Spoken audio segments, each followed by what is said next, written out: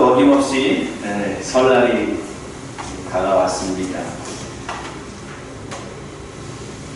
어린 아이도 아닌데 설날이 되니까 좋으네요. 어렸을 때는 정말 이 설날을 손꼽아 기다리고 했었던 기억들이 있습니다. 설날에 만날 이 가족들, 여러분 벌써부터 마음에 누구를 만나면 어떤 얘기를 해줄까? 누구를 만나면 어떤 모습으로 대할까? 이런 생각들을 하고 계실 거라 생각이 됩니다. 오늘 우리가 함께 읽은 말씀 통해서 이번 명절에 특별히 우리가 어떤 것에 좀 신경을 써보자 하는 그런 마음을 전하고 싶어서 이렇게 오늘 말씀을 준비했습니다. 오늘 말씀에 등장하는 이 고린도 교회, 이 고린도 교회는 바울 사도께서 3번에 걸쳐서 전도 여행을 떠나서 선교를 하시죠. 그 중에서 2번째로 선교에 가셨을 때 2차 전도 여행 당시 51년경 예수님이 탄생하시고 51년경 기원 후 51년경에 이 교회를 개척하게 됩니다. 그리고 그곳에서 1년 반에 걸쳐서 그곳에서 사역을 하시고 목회를 하시다가 그곳에서 떠나게 됩니다. 그리고 세월이 좀 흐르고 나서 53년경에 제 3차 전도 여행을 하고 계실 때 55년 정도 되었을 때 에베소에서 머물면서 사역을 하게 됩니다.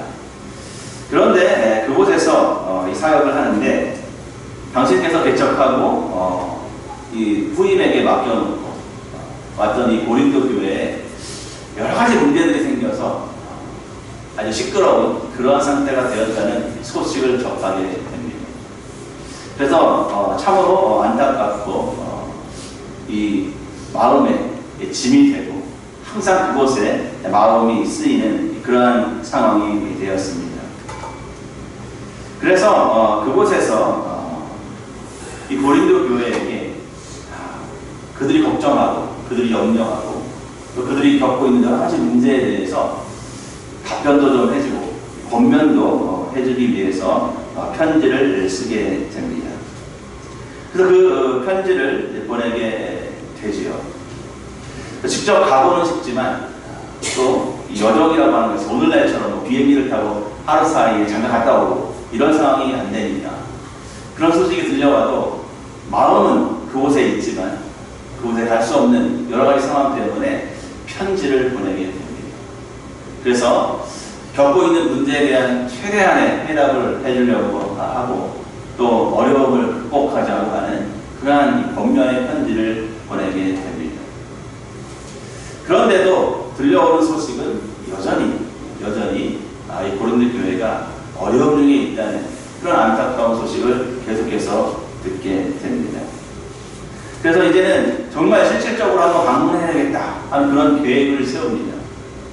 그런데 이번에도 역시 여러 가지 사정으로 인해서 가는 길이 막히게 됩니다. 그래서 이 디도를 통해서 보냈던 이 편지를 작성하게 됩니다. 그래서 이 디도를 통해서 이 고린도 교회에 편지를 보내게 되고 이 디도를 보내서 당신의 마음을 전하게 됩니다. 이후에 그 고린도 교회가 이 사도 바울의 편지와 염려와 걱정과 기도로 자신들의 부족함을 깨닫고 회개하고 이제 다시금 그리스도로 인해서 받는 고난에 적극 동참하게 되었다는 그런 소식을 듣게 되지요.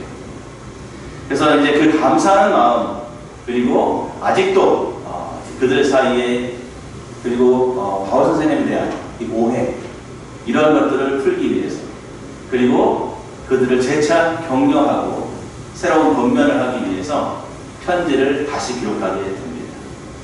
그것이 바로 오늘 우리가 함께 읽었던 바로 고린도 후서의 말씀입니다. 그리고 오늘 우리가 함께 했던 본문의 말씀은 그 고린도 후서 중에서도 이 처음 시작 부분 도입 부분에 해당하는 그러한 부분의 말씀을 우리가 함께 읽었습니다. 예나 지금이나 예수님을 믿고 하나님의 뜻대로 살려다 보면 이런저런 고충을 겪을 때가 있습니다. 오늘날의 어려움이나 고충은 사실 이 당시에 초대교회 성도들이 겪었던 그러한 고난과 고충에 비하면 정말 비교할 수 없을 정도로 가벼운 것일 겁니다. 이 당시에 특별히 이방에서 예수님을 믿고 섬긴다고 하는 그들의 삶은 정말 쉽지 않았던 것을 우리가 충분히 짐작할 수가 있습니다. 이스라엘 내에서도 예수님을 인정하지 않는 그런 사람들이 대부분이었는데 이방 사회, 로마, 그리스를 중심으로 한 그러한 세계관이 팽배했던 시대에 가신론이 압도하던 그러한 시절에 유일신이신 하나님을 믿고 그 유일신이신 하나님께서 정하신 구원의 방법대로 예수님께서 오시고 그분을 통해서 구원이 이루어졌다고 하는 그 믿음을 받아들이고 그 말씀대로 살려고 하는 것이 얼마나 힘들고 어려웠겠습니까? 종교의 자유를 마음껏 누리는 오늘날의 사회에서도 사실 기존의 믿음 그것을 다 뒤로 하고 예수님을 믿고 받아들이고 한다는 것이 어렵지 않습니다. 그런데 이때 이 당시의 사회는 얼마나 더 힘들고 어려웠겠습니까? 충분히 짐작이 되지요. 누군가 예수님을 믿으려고 하려면 온갖 모욕과 핍박과 때로는 저주까지 퍼부으면서 아마 가족 간에는 그랬을 겁니다. 네가 그러한 새로운 믿음을 어디서 주워 들었는지는 모르겠지만 그렇게 개종을 하면 너는 더 이상 우리 식구가 아니다. 내 자식이 아니다. 이렇게 따돌림을 당하고 핍박을 당하는 그러한 상황에 놓였을 것이 너무도 자명하지요. 그런 고린도 교회가 이 바울의 설득과 함께 사역하는 여러분들의 기도와 염려 덕분에 다시금 새롭게 믿음을 재정비하고 이제 그리스도의 고난에 적극 동참하고자 하는 그런 마음을 갖게 되었다는 그런 소식을 바울 사도가 들었을 때 얼마나 기쁘고 얼마나 보람을 느끼고 그들의 소식이 얼마나 위로가 되었겠습니까?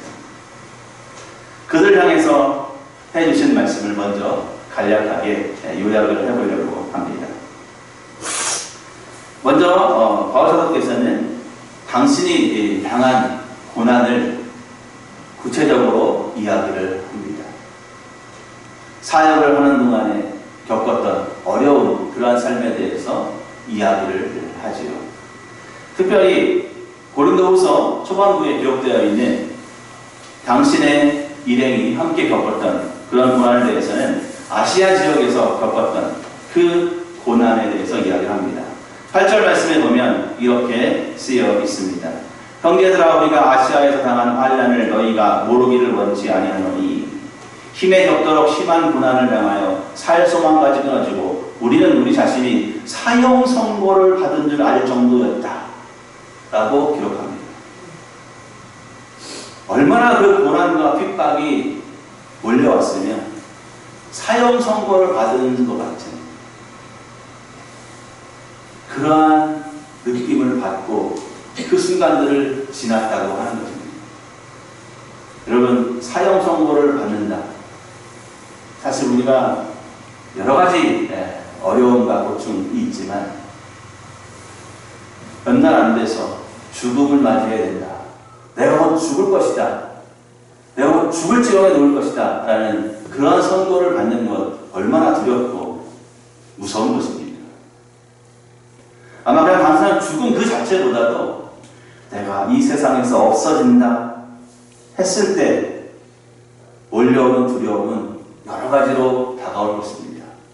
내가 사랑하는 사람을 더 이상 볼 수 없고 내가 누리던 기쁨과 즐거움에 대해서 완전히 잊어버리게 되고 내가 죽은 다음에 어떻게 될 건가에 대한 두려움, 온갖 두려움과 걱정과 염려가 이 죽음을 앞에 둔 사람들에게 다가오는 것이죠. 혹독한 시련과 핍박과 환난 중에서 마치 그러한 지경에 놓인 사람과 같은 그러한 느낌을 받을 정도로 고충에 겪었다 하는 것입니다. 사도 바울이 겪은 고난에 대해서는 성경 이곳저곳에서 다양하게 소개가 되지요. 매를 맞고 감옥에 갇히고 여행을 하다가 배가 난강을 해요.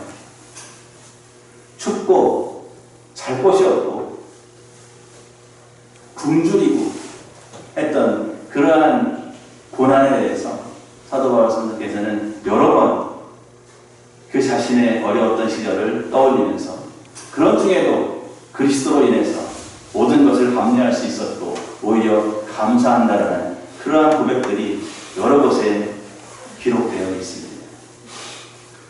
오늘도 역시 그러한 고난에 대해서 이야기를 하는 것입니다. 왜 이야기를 하느냐? 자기 일행이 이럴 정도로 고난을 받았습니다. 우린 이것을 견뎌냅니다 하고 자랑하려고 하는 것은 당연히 아닐 것입니다. 오늘 이렇게 자신과 자신의 일행이 겪었던 고난을 이야기하는 것은 이 고린도에 살고 있는 고린도 교회를 중심으로 한 그 성도들 역시 그러한 고난 중에 있을 수밖에 없다는 것을 알기 때문입니다. 그들에게 한 번이라도 더 권면하고 그들의 고난 뒤에 있을 모든 위로의 하나님이시 그 살아계신 하나님의 위로가 함께 하실 것이라고 하는 그러한 기쁜 메시지를 전하고 싶었던 것이 이 사도 바울의 의중이었을 것입니다. 이 사도 바울 선생께서 이런 말씀을 전하면서 한쪽으로는 염려, 한쪽으로는 그래도 믿음을 지키겠다는 그런 소식을 들은 그 깊은 마음, 이런 각가지 이 마음이 이 기록에, 이 편지에 서려 있는 것입니다. 어려움 중에도 함께 하시는 하나님의 위로가 있기 때문에 모든 성도들이 새로움을, 힘을 얻고 그리고 다시 한번 일어서서 예수 그리스도와 함께 고난에 동참할 수 있는 그러한 용기를 얻게 된다고 하는 것이죠. 3절, 4절 말씀에 이어서 5절 말씀에 이어집니다. 5절 말씀에 보면 이렇게 기록되어 있죠. 그리스도의 고난이 우리에게 넘친 것 같이 우리가 받는 위로도 그리스도로 말미암아 넘치게 된다. 예수님께서 고난을 당하시고 그 고난에 대한 대가로 하나님으로부터 우편에 앉는, 하나님 보좌 우편에 앉는 영광을 누리게 되셨습니다. 예수님이 당하신 고초야 우리가 재차 설명 안 해도 어떤 고초였는지, 어떤 희생이었는지 너무도 잘 알지 않습니다. 예수님의 그 고초에는 못 미치지만 그분을 따르려고 하는 모든 사람들은 당연히 고초를 겪게 되는 것이죠. 그러나 예수님께서 하나님으로부터 인정받고 그 모든 순종과 고초에 대해서 보상받고 위로받고 하나님의 은혜를 경험하셨던 것처럼 우리도 역시 그리스도의 고난에 동참하면 하나님께서 그리스도를 높이신 것처럼 우리도 또한 위로받고 높임을 받을 날이 온다고 하는 것입니다. 6절 말씀에는 이렇게 이어집니다. 환난 당하는 것도 너희가 위로와 구원을 받게 하려는 것이다. 당신들이 바울 일행이 하나님의 일을 하면서 예수 그리스도를 전하면서 고통을 받는 그 이유가 뭐냐? 그 목적이 뭐냐? 바로 그 누군가에게 그리스도를 통한 복음을 전하고 구원을 소유할 수 있도록 돕기 위함이라고 이야기하는 것이죠. 그저 세상의 흐름이 그러니까, 삶의 형편이 그러니까 받는 고난이 아니라 그 누군가에게 그리스도로 인한 새 생명을 얻도록 전하기 위한 그러한 고난당함을 이야기하고 있는 것입니다. 그러면서 당신이 받는, 당신의 일행이 받는 그러한 고난에 고린도 교회도 역시 동참하기를 간절히 바라는 것입니다. 이렇게 말씀은 이어집니다. 그러면서 9절 말씀 끝부분에 이런 말씀이 있습니다.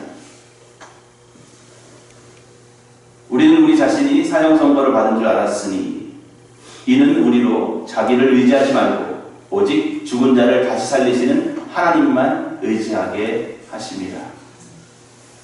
죽도록 힘들고 어려운 상황 속에서 그 모든 것을 극복하고 이기도록 힘을 주시고 위로하실 수 있는 분은 오직 하나님 한 분이라고 말씀을 하시는 것입니다.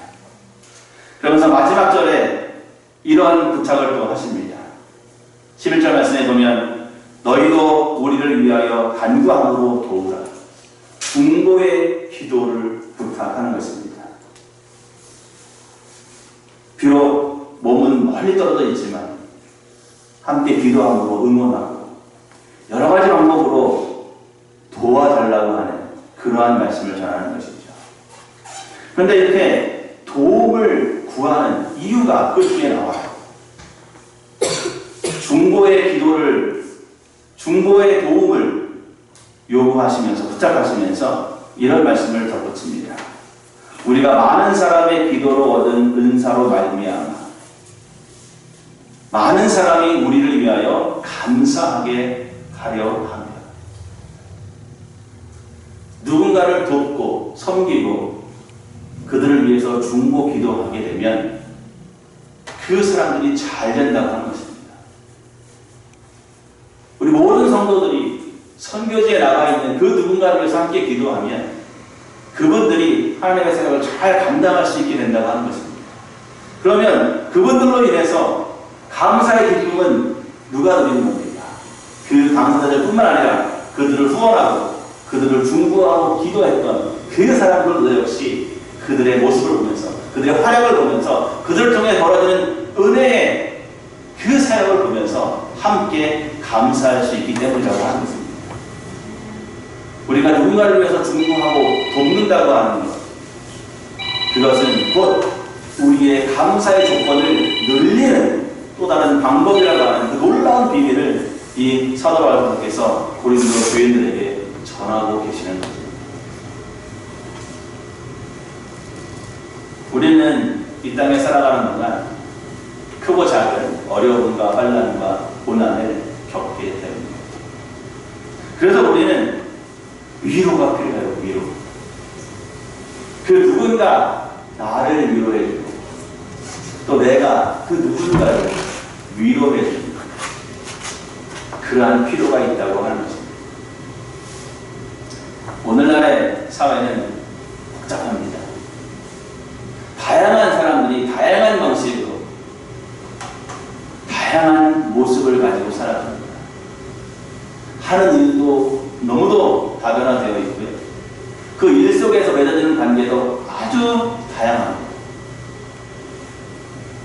시간을 거꾸로 거슬러 올라가면 올라갈수록 우리의 삶의 모습은 단조롭습니다. 주로 먹고 사는 문제에 직결되는 그러한 삶의 모습이 대부분이거든요. 그래서 보통 사람들은 한 곳에 모여서 가족 단위로, 지족 단위로, 부족 단위로 그렇게 모여 살면서 대부분 거의 비슷한 생활의 모습을 갖습니다. 그래서 오늘날보다도 그들은 서로를 위로할 수 있는 기회가 참 많습니다. 같은 경험과 같은 감정을 공유하는 경우들이 대부분이기 때문입니다. 그래서 갈등이 일어나는 요소가 상대적으로 적었습니다. 근데 오늘날은 어떻습니까? 아까 목사님께서도 말씀하셨지만 똑같이 무언가 잘 되기를 바라면서도 그 잘 되는 길로 나가는 방법론들이 다 다릅니다.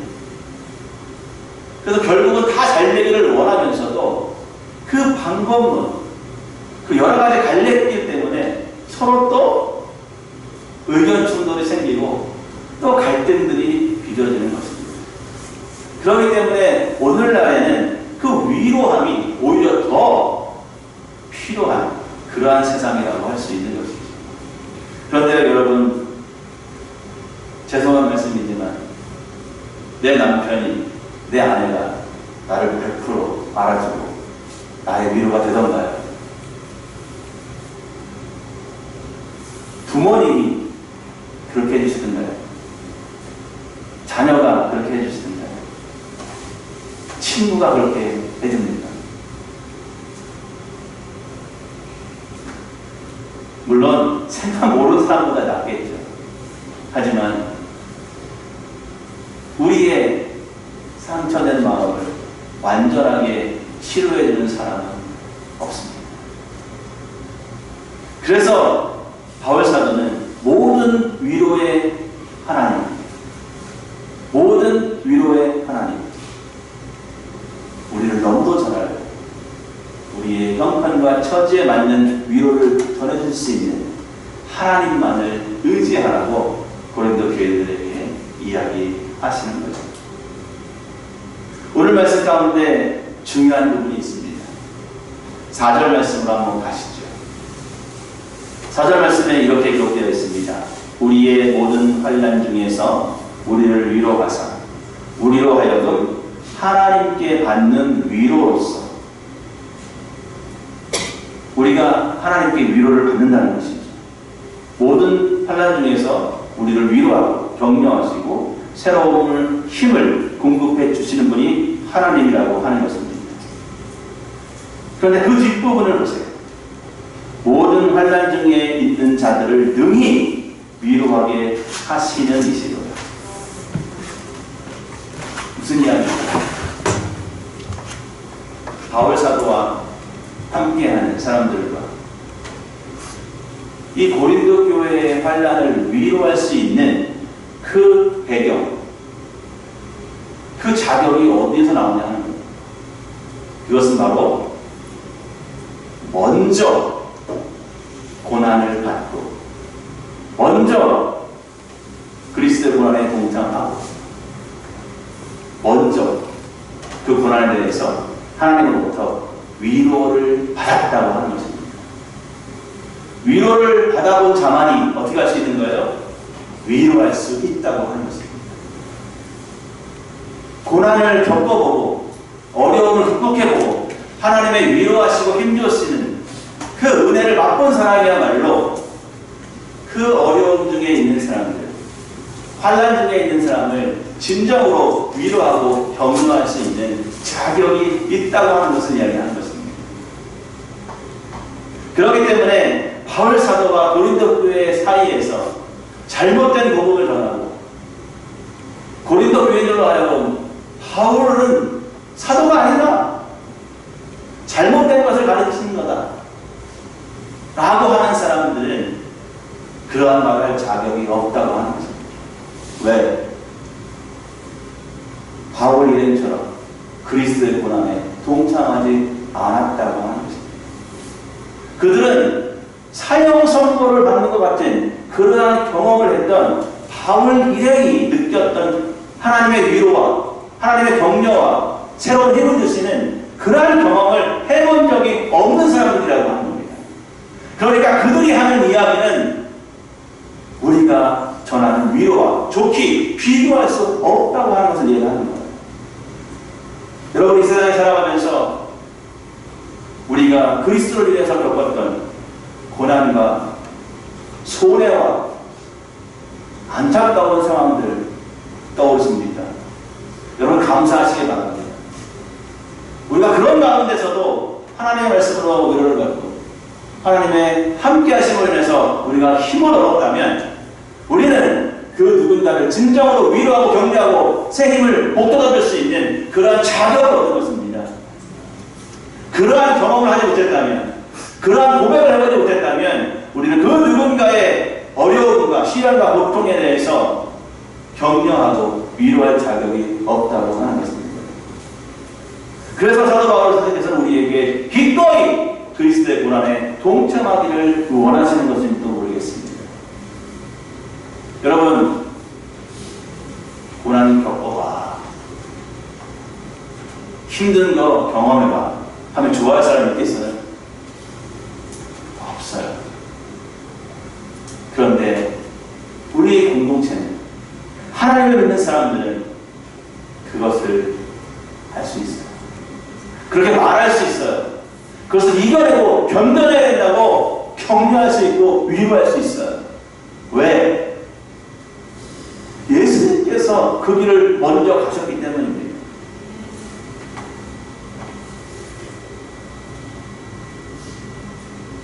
사람들을 위로하는 방법은 아주 다양합니다. 사람들을 위로하고 힘이 되어주는 그러한 방법들은 형편과 처지에 따라서 아주 다양하게 존재할 수 있습니다. 그러나 오늘 저는 그 모든 것들을 요약해서 세 가지만 말씀드리려고 합니다. 우리가 누군가를 위로하는 첫 번째 방법은 그저 그 곁에 있어주는 것입니다. 상담을 할 때 이 상담해주는 이 상담자가 상담을 하러 온 상담 용어는 내담자라고 하는데 이 상담을 하러 온 사람에게 해줄 수 있는 가장 크고 중요한 것이 무엇이냐라고 했을 때 상담에서는 이렇게 가르칩니다. 무엇보다 먼저 그 사람이 내담자가 상담하러 온 사람이 마음껏 이야기할 수 있도록 해줘요. 다시 말하면 들어주라는 겁니다. 문제가 있어서 어려움이 있어서 제가 이러이러한 어려움이 있습니다 하고 문제거리를 가져왔을 때 몇 마디 듣자마자 아유 그거 이거잖아요 이렇게 해야 됩니다 라고 하는 상담은 좋은 상담이 아니라는 거예요. 먼저 어려움에 처해 있고 힘들고 괴롭고 나아갈 바를 모르는 그런 사람들이 찾아왔을 때 먼저 그들로 하여금 그들의 마음을 털어놓게 하는 것, 자신이 겪는 어려움을 자신이 겪는 고민을 마음껏 털어놓게 하는 것, 이게 먼저라고 하는 것이죠. 그것을 조용히 들어주고 곁에 있어 주는 것만으로도 커다란 위로가 될 수 있다고 하는 것입니다. 예수님께서는 우리에게 말씀하셨죠. 수고하고 무거운 짐을 지면 어디로 오라고요? 다 내게로 오라. 주님이 곁에 계시면 되는 겁니다. 특별히 뭔가를 해주지 않아도 함께 있어주면 위로가 되는 거예요. 여러분, 가정이 무엇입니까? 가족이 무엇입니까? 정말 절친, 소중한 친구가 무엇입니까? 그냥 옆에만 있어도 좋은 거죠. 그냥 옆에만 있어도 내가 겪는 시름이 녹아내리는 것 같은 게 참 가족이고, 참 가정이고, 참 친구 아니겠습니까? 그러나 오늘 많은 사람들은 그걸 잘 못해줘요. 나는 누군가 옆에 그냥 가만히 있어주고 나의 말을 좀 들어주고 나를 좀 편하게 해줄 사람을 찾는데 그냥 옆에 있으면 왜 가만히 있는 거야? 뭐 좀 들어. 화났어? 자꾸 뭔가를 하라고 그러는 거야. 그럴 때가 있습니다. 그때 가만히 있어주고 옆에 있어주면 그걸로 큰 위로가 되는 경우들이 많이 있습니다. 그래서 첫 번째 위로의 방식은 이렇게 같이 있어주고 들어주고 기다려주고 하는 그러한 위로입니다. 아주 소극적인 것 같지만 필요한, 때로 정말 좋은 위로의 방법이 되기도 합니다. 두 번째 위로의 방법입니다. 두 번째 위로의 양식은, 두 번째 형태는 이런 겁니다. 상대방 해오는 일, 지금 하고 있는 일, 지금 살아가는 삶을 응원해주는 방법입니다. 여러분, 우리 가족들이 만나고 친구들이 오래간만에 만나고 이러면 서로 어때요? 어떻게 살았니? 나 이렇게 살았어. 우리 1년 만에 만나네. 지난 명절 때 못 만나서 다시 2년째 만나네. 3년째 만나네. 하면서 이런저런 이야기를 합니다. 근데 여러분, 때로 이런 분들이 있어요. 안 물어봐줬으면 좋겠다. 이거 말해봐야 또 좋은 소리 듣지 못하겠구만. 이게 염려가 돼서 가족을 못 찾는 사람들이 있어요. 여러분, 진정한 위로라는 것은요, 내 기준에 맞는 그런 일을 했을 때 칭찬해주고 격려해주는 게 위로가 아닙니다. 그건 너무나 당연한 그냥 반응이죠. 내가 기대했던 건 다르지만, 내가 원했던 그러한 모습으로 살고 있는 사람은 아니지만, 그들의 삶을 인정해주고, 이해하고, 칭찬해주는 것이 진정한 위로의 사람입니다. 여러분, 뭐 그런데 비용 들어요? 쉬운 말로 돈 드나요? 돈 안 들어요. 그냥 공짜입니다. 근데도 그걸 잘 못합니다. 저도 그렇고. 우리가 누군가를 위로하는 두 번째 좋은 방식은 그 사람이 하고 있는 일을 이해하려고 하고, 인정해 주려고 하고, 칭찬해 주고, 항상 새로운 힘을 얻어서 자기가 하고 있는 일에 열심을 낼 수 있도록 돕는 그러한 마음이 바로 또 하나의 중요한 위로의 형태입니다. 여러분, 가족을 만나시면 여태까지 혹시 그러지 못했다면 이번 명절에는 그렇게 해주십시오. 내가 기대했던 거는 다른 삶의 모습이지만, 내가 원했던 내 형제, 내 자식의 모습은, 내 부모님의 모습은 아니지만, 그들 나름대로 행복하다면, 그들이 할 수 있는 일에 최선을 다하고 있다면, 우리는 그것을 이해하고 인정하고 칭찬해 줍시다. 그것보다 더 좋은 위로와 격려가 어디 있겠습니까? 마지막 한 가지가 있습니다. 마지막 한 가지는 적극적인 위로의 방법입니다. 우리가 좀 전에 드린 두 번째 방법은요, 바울 사도도 경험했던 방법이죠. 바울 사도가 디도를 통해서 보낸 그 편지에 대해서 디도를 만나서 그 이후에 고린도 교회가 변화되고 회개하고 바울 사도를 응원하게 되었다고 하는 그러한 소식을 들었을 때 아주 기뻐합니다. 고린도후서 7장에 가면 그 말씀이 나와요. 그래서 어렵고 힘들고 나름대로 고난 중에 있는 그 바울을 응원하고 함께 기도하고 함께 돕겠다고 하는 그런 이야기를 들었을 때 이 바울 사도는 너무도 기뻐서 그것에 대해 감사하는 그런 장면이 고린도후서를 읽어가다 보면 7장에 자세하게 나옵니다. 마지막 방법은 좀 더 적극적인 방식의 위로입니다. 여러분, 사도행전에 보면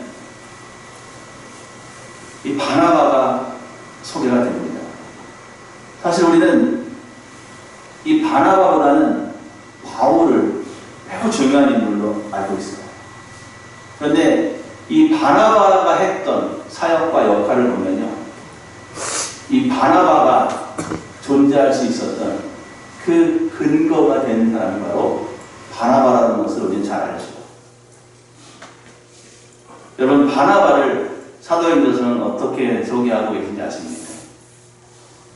첫 번째로 바나바가 언급되는 사도행전 4장 마지막 부분에 보면 교회에서 사도들이 이 바나바를 어떤 사람이라고 이야기합니까? 별명을 붙여줬죠. 원래는 이 사람의 이름이 바나바가 아니에요. 요셉이죠. 근데 바나바라는 별칭을 붙여줍니다. 붙여줍니다. 별명을 붙여주는 거예요. 그 바나바의 뜻이 위로의 아들입니다. 위로의 아들. 이 바나바가 아주 잘했던 일 중에 하나가 남을 위로하는, 남을 위로하는. 근데 그 위로의 아들이라는 별칭을 받았다는 그 말씀 뒤에 어떤 일화가 소개가 되고 있냐면, 자기가 가지고 있는 논밭, 소유를 받아서 가난한 사람들에게 나누어줬다라는 말씀이 덧붙여져 있어요. 아니, 바나바가 누군가를 위로하는 방식은 좀 더 적극적인 것이죠. 우리가 첫 번째, 두 번째 이야기했던 방식은 돈 안 드는 거예요. 특별히 어떤 구체적인 행동이 드러나지 않아도 되는 겁니다.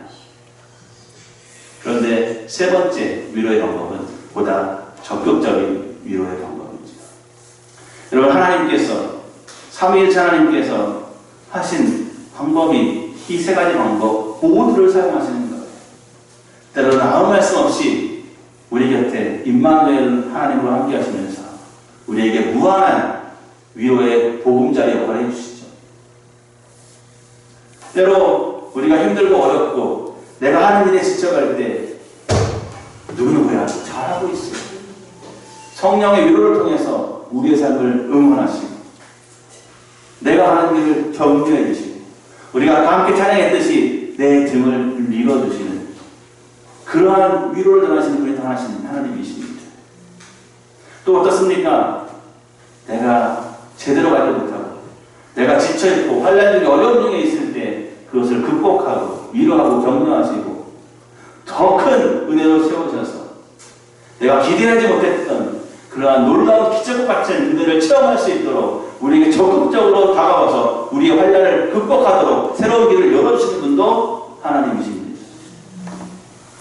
예수님이야말로 뭐 더 이상의 큰 역할로 우리를 위로하시는 분은 없죠. 당신의 몸을 던지셔서 죽음을 맛보시는 그 순간까지 가시면서 우리를 죄에서 죽음에서 건지시는 정말 그 누구도 할 수 없는 위대한 위로를 행하신 분이 바로 예수 그리스도 아니십니까? 이 예수 그리스도를 본받는 이 바나바, 요셉 역시 그 길을 가려고 하는 겁니다.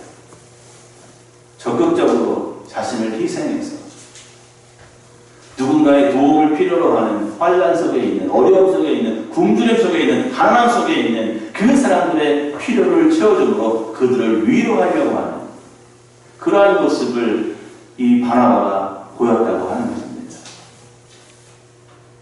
바나바의 위로는 세워주는, 다른 사람을 세워주는, 다른 사람을 이끌어주는 위로입니다. 방금 전에 바울 사도로 이야기를 했지만 여러분, 바울이 사울의 이름으로 사람들을 핍박하고 믿는 사람들을 감옥에 보내고 그러한 사람들을 잡아 죽이는 일에 앞장섰던 그러한 사람이 다메섹에서 예수님을 만난 후에 세 사람이 되었습니다. 그러나 그 누구도 그를 알아주지 않아요. 그 누구도 그를 보증해 주려고 하는 사람이 없어요. 나는 변해서 세 사람이 됐는데 왜 나를 몰라주는 거야? 신앙적으로 얼마나 외로운 상태에 놓여 있었겠습니까? 무언가 하고 싶어서 예루살렘으로 사도들을 찾아가서 나 이렇게 되었습니다. 나 이런 사람이 됐습니다. 나도 함께 동역하게 해주세요. 그러나 그를 인정해 주지 않아요. 그때 사도 바울을 세워준 사람이 바로 바나바입니다. 이방 선교의 대표 주자가 바울 사도입니다. 그러나 그보다 먼저 이방 사역을 시작한 사람이 바나바예요. 사도행전 11장에서 예루살렘의 교회 핍박이 시작되자 많은 사람들이 이곳저곳으로 흩어집니다. 그 사람이 이방 지역지까지 가서 소수의 사람들이지만 한 명, 두 명 예수님을 증거하면서 예수님 믿는 사람들이 생겨나기 시작해요. 그 장소가 바로 안디옥입니다. 그 안디옥에 믿는 사람들의 숫자가 늘어나니까 이제는 체계적으로 말씀을 가르칠 사람이 필요해요. 그들을 위해서 헌신할 사람이 필요해요. 그때 예루살렘 교회가 첫 번째로 파송한 사람이 누굽니까? 바나바. 이방 선교의 첫 번째 공식적인 주자가 된 사람이 바울 사도가 아니라 바나바입니다. 물론 더 크게 업적을 남기고 이방 사역에 꽃을 피운 사람은 바울 사도입니다. 그러나 그를 전도하고 그를 세워서 이방 사도의 꽃이 되도록 거름을 준 사람은 바로 바나바라고 하는 것이죠. 여러분, 바나바가 그를 위해서 적극 응원하고 나섰을 때 사도들 앞에서 그의 변화와 그의 회심을 증거하고 그를 옹호해 줬을 때 이 바울 사도가 얼마나 큰 힘을 얻겠습니까? 이제 바울 사도는 더 이상 외롭지 않습니다. 누가 있었기 때문에? 바로 바나바의 위로가 있었기 때문에, 바나바의 격려가 있었기 때문에, 바나바의 세워주는 그 사역이 있었기에 바울 사도는 더 이상 외롭지 않았습니다. 안디옥에서 이제 혼자 힘이 붙입니다. 그때 바나바가 바울을 찾아갑니다. 형제여, 이러저러 해서 당신의 도움이 필요합니다. 두말할 필요가 없죠. 누가 부탁합니까? 바나바가 부탁합니다. 바울 사도는 지체하지 않습니다. 안디옥에 와서 함께 사역을 하고 그 이후에 공식적으로 바나바와 바울이 예루살렘 교회 서도로부터 안수를 받고 이제 이방 사역 첫 번째 전도 여행을 시작하게 되었던 것입니다. 여러분, 우리 가족 중에, 우리 친척 중에, 우리 친구 중에 이러한 위로를 필요하는 사람들이 있습니다. 글쎄요, 모르겠어요. 어떤 방식으로 그들을 도울지는 하나님이 주시는 은혜대로, 감동대로 우리가 해야 되는 일이죠. 그러나 우리는 이러한 위로까지 할 수 있어야 됩니다. 우리의 무언가를 희생해서 우리가 줄 수 있는 무언가를 적극적으로 베풀므로 인해서 그들의 부족함과 그들의 안타까운 상황을 극복할 수 있도록 돕는 그러한 위로를 실행해야 되는 그러한 사명도 우리에게 있는 것입니다. 왜? 우리가 이미 사도 바울이 그랬던 것처럼 그러한 위로를 하나님께 받았고 받아오고 있기 때문입니다. 우리는 그러한 하나님의 위로를 경험했기 때문에 그 위로를 전해야 될 책임과 사명 또한 가지게 된 것입니다. 사도 바울 선생께서는 그 경험과 그 은혜를 너무너무 감사합니다. 너무너무 기뻐합니다. 그 기쁨을 가지고 고린도 교인들에게 내가 기꺼이 여러분들을 위해서 그 고난에 참여합니다. 오히려 내가 그 고난을 받았기에 여러분을 위로하고 격려할 수 있음을 감사합니다. 라고 말씀한 그 말씀이 우리가 함께한 오늘의 말씀입니다.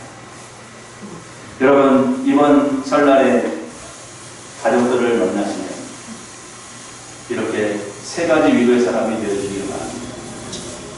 그저 아무 요구 없이, 아무 말 없이 함께 해주시는 위로를 전하는 사람.